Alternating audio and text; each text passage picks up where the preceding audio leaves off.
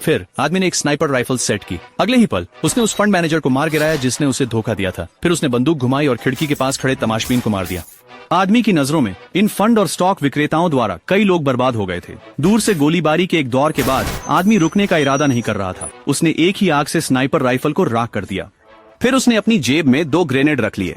फिर उसने एक नकाब पहन लिया। वह शांति से फंड कंपनी में चला गया। लॉबी में लोग सब व्यस्त थे। किसी ने उस डरावने नकाबपोश आदमी पर ध्यान नहीं दिया। वह आसानी से ऊपर कार्यालय की ओर चल पड़ा।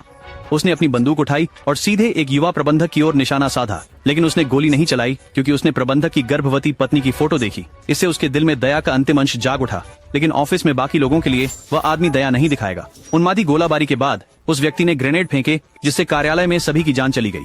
फिर वह आदमी अभी भी हथियारबंद फंड कंपनी के बॉस के कार्यालय में गया।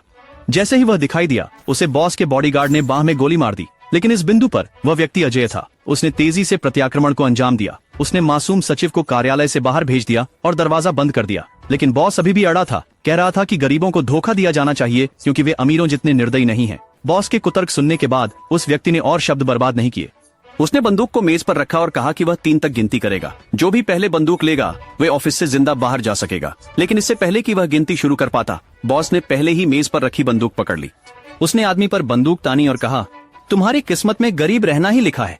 पर बॉस ये नहीं जानता था कि यही आदमी की योजना थी। उसे पता था कि बंदूक में गोलियां नहीं हैं और उसने देखा था कि विशेष बल कार्यालय की ओर बढ़ रहे हैं, इसलिए उसने जानबूझकर बॉस को बंदूक पकड़ने दी। जब विशेष बल ने खिड़की तोड़ी और अंदर आए तो उन्होंने तुरंत ही बॉस को गोली मार दी जो बंदूक पकड़े हुए था।